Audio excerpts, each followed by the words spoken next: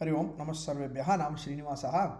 अद्य संस्कृतेन किञ्चित् तत्र अस्माकं कृत्रिमतन्त्राणि सन्ति खलु, तन्त्रांशाः अथवा किं यन्त्रं वा किमपि तत्र अस्माभिः वक्तुं शक्यते। तेन सह मम कृत्रिमसहायकः अथवा सहायिका वा भवतु, तया सह अथवा तेन सह अद्य संस्कृतेन किञ्चित् वार्तालापं कृत्वा पश्यामः इति अहं चिन्तितवान्। अतः आनीतवान् अस्मि मम दूरवाणी। अत्र एतैः सह तत्र एतेन सह किञ्चित् संस्कृतेन किञ्चित् सम्भाषणं कुर्मः, तस्य ज्ञानं कथमस्ति, तत्र उच्चारणशैली कथमस्ति इति किञ्चित् पश्यामः इति विचिन्त्य अत्र आगतः अस्मि। अत्र अस्य चित्रणस्य मुद्रणं कुर्वन् अस्मि। पश्यामः। हरि ओम्। Sì, ti capisco bene. Vuoi sapere quanto potresti recuperare dopo una settimana di riposo con la gamba rotta? Dipende da vari fattori come la gravità प्रतीक्षां della frattura. क्षम्यताम् इदानीं तत्र अहं संस्कृतेन वदतु इति इच्छामि। हाँ, बिल्कुल हम संस्कृत में बात कर सकते हैं। आप जो भी पूछना चाहते हैं या जिस भी विषय पर चर्चा करना चाहते हैं, निर्विघ्न होकर पूछिए। मैं पूरी कोशिश करूंगा कि आपकी हर जिज्ञासा का समाधान कर इयं तु हिन्दी भाषा वर्तते, न तु संस्कृतं। कृपया संस्कृतेन वदतु। अवश्यं वदामि। संस्कृत भाषायां कथयितुं मम अत्यन्तः हर्षः भवति। यदि भवतः काचित् विशेषा जिज्ञासा अस्ति तर्हि पृच्छतु। अहं यथाशक्त्या समाधानं दातुं प्रयत्नं करिष्यामि। कृपया सूचयतु यदि कश्चित् विशेषः विषयः अस्ति यत्र चर्चा आवश्यकः भवति। अस्तु, प्रथमः विषयः संस्कृत इति नकारः नास्ति, तत्र संस्कृतम् इति मकारस्य एव प्रयोगः करणीयः। संस्कृतम् इति एव वक्तव्यं खलु। भवतः सूचना सर्वथा सम्यक्। वास्तवतः संस्कृतम् इति एव शुद्धं रूपम्। संस्कृतभाषायाः नाम संस्कृतम् इति अस्ति, न तु संस्कृतं न संस्कृतम् इति उच्चारणं करोतु कृपया। आपका संशोधन सही है। संस्कृत शब्द का उच्चारण संस्कृतम के रूप में ही होना चाहिए। न, किमर्थम् इदानीं तत्र हिंदीभाषा हिन्दीभाषायां परिवर्तनं कृतवती? अहं संस्कृतेन कथयन् अस्मि खलु। कोई बात नहीं, हम हिंदी में ही बात कर सकते हैं। नैव नैव कृपया प्रतीक्षां कुर्वन्तु, तत्र करोतु। अत्र वयं तत्र संस्कृतभाषायामेव अथवा आवां संस्कृतभाषायाम् एव चर्चां कुर्मः। अस्तु, यथा भवद्भिः इच्छ्यते तथा संस्कृतभाषायाम् एव चर्चां करिष्यामः। कृपया भवतः जिज्ञासा स्पष्टतया पृच्छतु।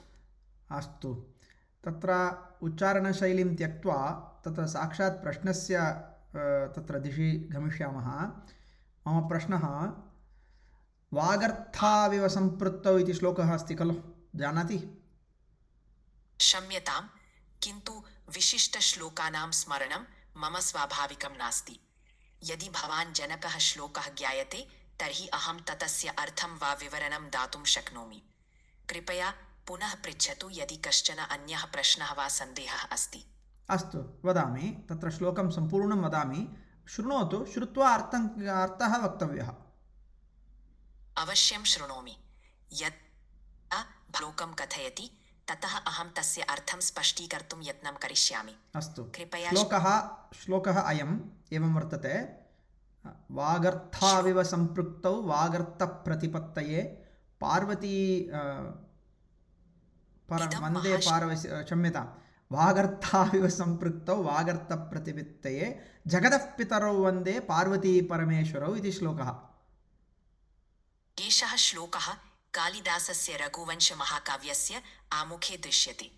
अस्य श्लोकस्य अर्थः अस्ति, जय और उसका अर्थ परस्पर अविभाज्यौ स्तः, तथा जगत के माता पितरौ पार्वती परमेश्वरौ अपि तथैव। अहं पार्वती परमेश्वरयोः वन्दनं करोमि।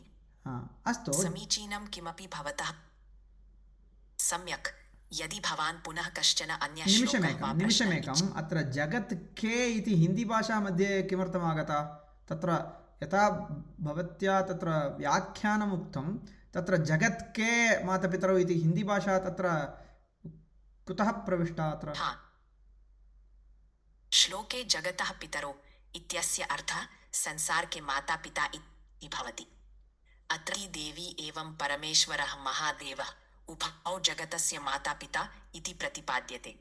अर्थात् ईश्वरो मातापिता स्वरूपेण वर्तेते। निमिषमेकं प्रतीक्षां कुर्वन्तु जगतस्य इति पदं भवति वा? जगत् शब्दस्य जगतस्य इति भवति वा षष्ठीविभक्ति?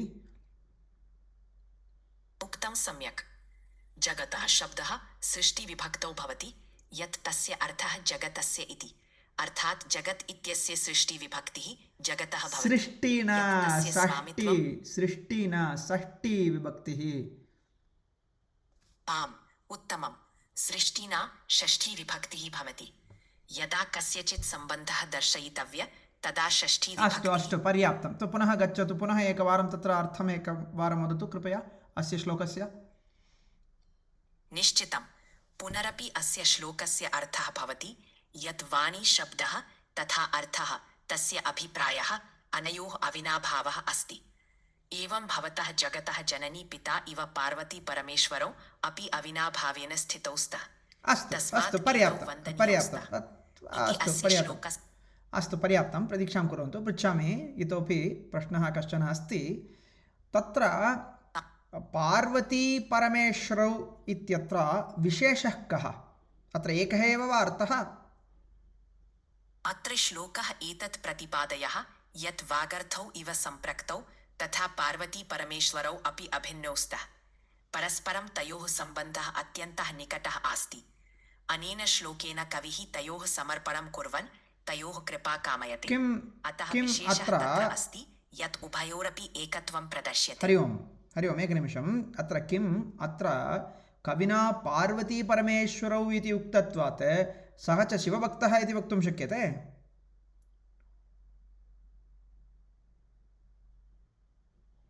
हरि ओम्, किं जातम्? अस्तु, पुनः अत्र नोदनीयं भवति। श्रूयते किम्? हरि ओम्, अस्ति वा? प्रश्नः अस्ति इतोपि?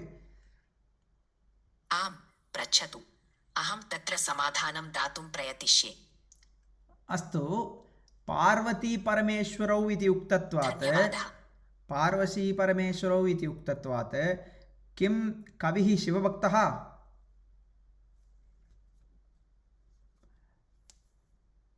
हरि ओम्, किं जातं? तत्र गतं। पुनः तत्र मया तत्र नोदनं करणीयमासीत्। अतः पुनः इदानीं संस्कृतेन प्रश्नः अस्ति, तत्र उत्तरं वक्तुं शक्नोति? सम्यक्, संस्कृतेन वदामि। यदि भवान् पुनः तत्र विषयं ज्ञातुम् इच्छति तर्हि किं नूतनं भविष्यति इति कथयामि। कृपया स्पष्टीकरोति तर्हि अहम् अधिकं कथयिष्यामि। अस्तु। वागर्थाविव सम्पृक्तौ वागर्थप्रतिपत्तये जगतः पितरौ वन्दे पार्वती परमेश्वरौ इति श्लोकः श्रुतः स्यात्। तस्य अर्थः कः? अस्य श्लोकस्य अर्थः अयम्। वाक्, वाणी च अर्थः च यथा परस्परम् अविभक्तौ स्तः तथा जगतः पितरौ पार्वती परमेश्वरौ अपि अविभक्तौ स्तः। तस्मात् तयोः पूजनं कुर्वन् वाणी अर्थयोः यथावत् ज्ञानं प्राप्तुम् इच्छामि।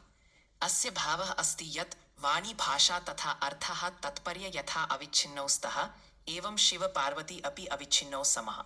एषः श्लोकः कालिदासस्य रघुवंशमहाकाव्ये वर्तते। अस्तु, बहु उत्तमम्। इदानीं तत्र भिन्नप्रश्नः। पार्वती परमेश्वरौ इति उक्तत्वात् किं कालिदासः शिवभक्तः? आम्, कालिदासः शिवभक्तः इति प्रायः मन्यते। तस्य काव्येषु पार्वती परमेश्वरयोः विषये बहु स्तुतिः अस्ति। ते उभौ शिवपार्वती देवतयोः महत्त्वं दर्शयन्ति, अतः सः शिवभक्तः इति कथ्यते।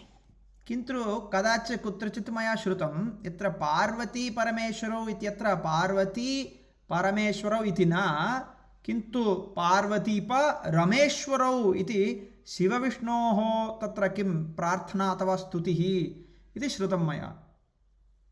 भवता यत् श्रुतं तत् अन्यः श्लोकः अस्ति। तत्र पार्वती परमेश्वरौ इत्यस्य स्थाने पार्वती परमेश्वरौ इति न, अपि तु पार्वती परमेश्वरौ इति वदन्ति। नैव। तत्र पार्वती च परमेश्वरः विष्णुः च इत्युपलक्षणेन शिवविष्णुवोः द्वयोः पूजनं क्रियते।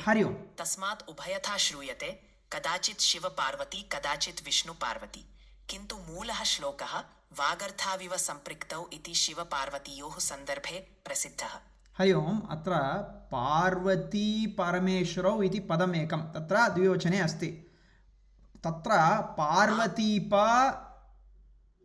विरामः तत्र अनन्तरं रमेश्वरौ इति वदामः चेत् पार्वतीपः शिवः रमेश्वरः विष्णुः तर्हि शिवविष्णोः तत्र स्तुतिः वा अथवा पार्वतीपरमेश्वरौ एतयोः स्तुतिः वा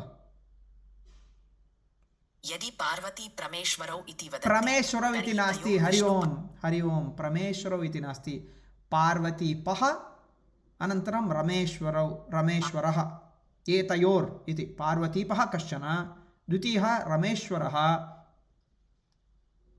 आम् तदा तस्य अर्थः भवति पार्वती तथा रमेश्वरः विष्णुः अतः तयोः स्तुतिः क्रियते न केवलं शिवपार्वतीयोः तत्र परमेश्वरः न भवति यदि रमेश्वरः शब्दः प्रयुक्तः अस्मिन् सन्दर्भे शिवविष्णुयोः स्तुतिः भवति शिवविष्णुवोः इति न शिवविष्णुयोः इति लिखितं वर्तते तत् साधु वा आम् तदा तस्य अर्थः शिवविष्णुवोः स्तुतिः एव यतो हि रमेश्वरः इत्युक्ते विष्णुः अतः तयोः ईश्वरत्वस्य स्तुतिः अस्तु तर्हि पार्वतीपः इत्यस्य शब्दस्य कः विशेषः पार्वतीपः इत्यस्य शब्दस्य कः विशेषः हरि ओम् पार्वतीपः इत्यस्य शब्दस्य कः विशेषः कुत्र गतवती भवति अस्तु तावदेव एवञ्च अस्माकं तत्र कृत्रिमयन्त्राणि सन्ति ये सन्ति तेभ्यः सह एवं वार्तालापः क्रियते चेत् कथं तत्र संस्कृतस्य तत्र प्रवेशः तत्र कथमस्ति अनन्तरं तेषां तत्र मस्तिष्के किं किं तत्र पूर्यमाणमस्ति अस्माकं तत्र वैज्ञानिकैः इति ज्ञातुं शक्यते अतः अत्र पश्यन्तु तत्र कदाचित् तत्र तेषां तत्र किम् उत्तरं सम्यक् नास्ति अस्माकं वयं किं वदामः इति सम्यक् न अवगच्छति किन्तु तत्र स्वयमेव किमपि तत्र रचयित्वा उत्तरं दास्यति सामान्यतया उत्तराणि सम्यक् एव भवन्ति अथवा अस्माभिः श्रोतुं शक्यते कदाचित् अहं रोचते इत्यस्य शब्दस्य सम्पूर्णव्याख्यानं पृष्टवान् अस्मि तत्र सम्यक् तत्र तेन न कृतम् अथवा यन्त्रेण न उत्तरं दत्तं वर्तते अतः किञ्चित् एवं तत्र यत्र कृत्रिमयन्त्राणि सन्ति तेभ्यः सह किञ्चित् वयं संस्कृतेन अपि वार्तालापं कुर्मः तर्हि तेषामपि अवगमनम् अनन्तरम् अध्ययनं भवति इति प्रायः अस्माभिः तत्र किञ्चित् कार्यं कर्तुं शक्नुमः इति अहं चिन्तये तद् समयव्ययार्थम् एवं कृतं न तु किमपि तत्र दर्शनीयार्थम् अस्तु धन्यवादः हरि ओम्